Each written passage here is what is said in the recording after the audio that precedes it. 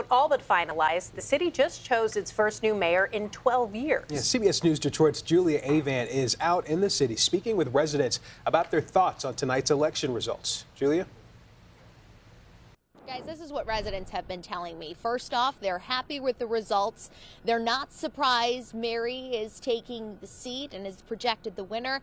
And they also say that she deserves this. One of the things that I kept hearing is that she's held a leadership role in the city of Detroit. She served recently as city council president and has been involved for 12 years. They spoke very highly of her, and they also spoke very highly of her opponent. They never spoke poorly about Reverend Kinloch. They like that he's been a positive influence in the community. He's done a lot of charitable work. He's a great pastor, but their only concern is that he's never held a political role. But now that, like she just said in her speech, she's ready to get to work, I asked residents what they want to see her do. Well, actually continue what is going on, maybe do a little better, as far as the inner cities are concerned. Downtown is vibrant, which I love. I live downtown here, so I love that, and build the inner cities. I would like her to do what the previous mayors didn't do. Work hard for the people. That's all.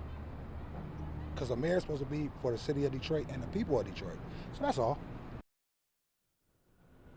And I asked him what exactly he'd like to see her do for the people of Detroit, and that gentleman said he'd like her to address public safety, and that's one of many things she plans to address as mayor, as mentioned in her 100 plan that you can see on her campaign website right now. And they're very excited for her to hold this role, and I know that she's excited too. As I spoke to her last night, she's ready to tackle bettering the neighborhoods of Detroit as well as continuing the growth of the city of Detroit. In downtown, Julia Avant, CBS News, Detroit. All right, thanks, Julia. And of course, she is making history tonight with this win. Let's bring in our political analyst, Aaron Call. Aaron, thank you for being here with us. Just in terms of the pressure that is now on her, even though she has so much support, what does this mean moving forward? Yeah, I think she'll have a little leeway given the margin of her victory, even greater than was expected. And I thought both the concession speech and her acceptance speech and as mayor-elect set a very positive trend about putting the voters first and working together, and that being the major goal. But there's been a lot of progress over the next 12 years. There will be a fundamental change, and so there's going to be high expectations. But generally, there's a brief period to get all ducks in a row and kind of map everything out. I think everything looks like a lot of pro-incumbency tonight, and so the council is going to remain pretty similar, which she has a lot of relationships with people on the council, given her 12 years there. So she's got a lot of things in her direction that will really help her finish a very important job at an important time that's been started for a long time. What do you think the real test will be that will define her time in office as she tries to continue Mayor Duggan's success while also kind of setting herself apart with her own distinct legacy? Yeah, during the campaign, she talked about a lot of things she wanted to do with affordability in housing and poverty and crime reduction, all these different plans, tax relief.